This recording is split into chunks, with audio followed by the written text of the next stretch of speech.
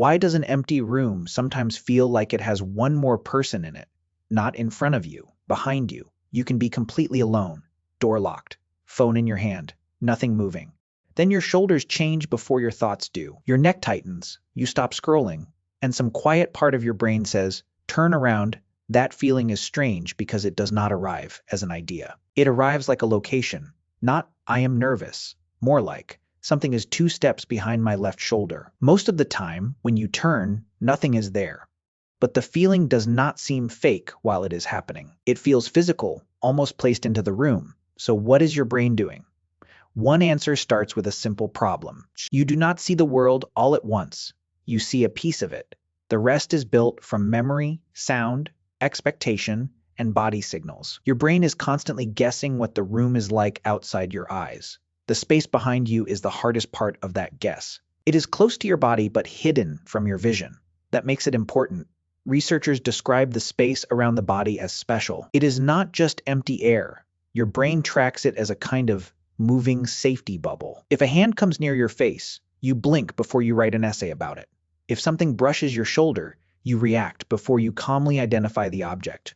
The space close to you matters because it can touch you, and behind you is the most annoying part of that space. It is close enough to matter, but invisible until you move. So your brain has a choice: relax and maybe miss something, or warn you early and be wrong most of the time. For a living animal, wrong is not always the worst option. A false alarm wastes a few seconds. A missed alarm could cost much more.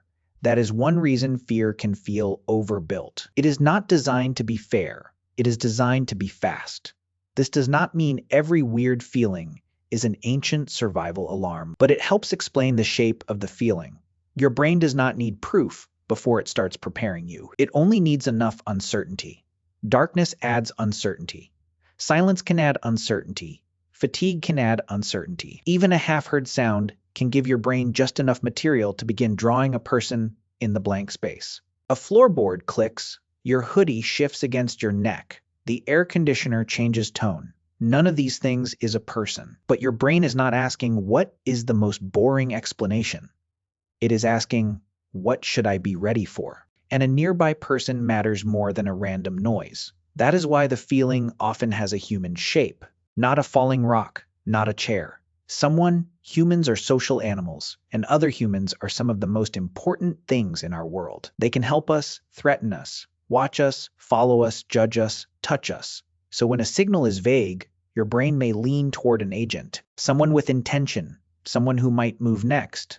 That is already strange, but the deeper twist is weirder. Sometimes the somebody behind you may be built from you, not your imagination in the lazy sense, your body map. Your brain keeps track of where your body is, where your hands are, which way your shoulders face, what movement belongs to you.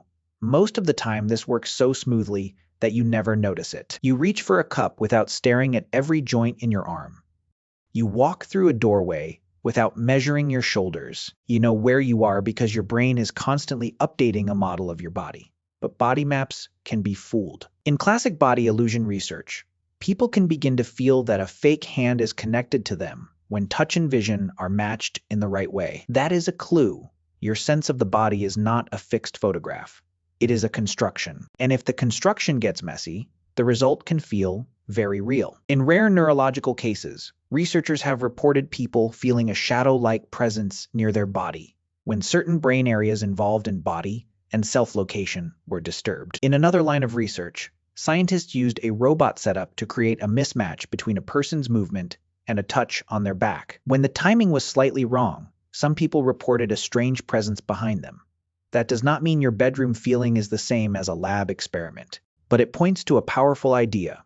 The brain can misplace part of the self and experience it as other. The empty spot behind you becomes a stage. Your body signals become the actor. And because the signal is near your body, the feeling does not arrive like a thought. It arrives like someone standing there. This may be why turning around helps. You give the brain new evidence. The hidden space becomes visible. The safety bubble updates. The guess collapses. Nothing there. And yet, sometimes, a few seconds later, the feeling creeps back. Because the real trigger was not the hallway. It was uncertainty.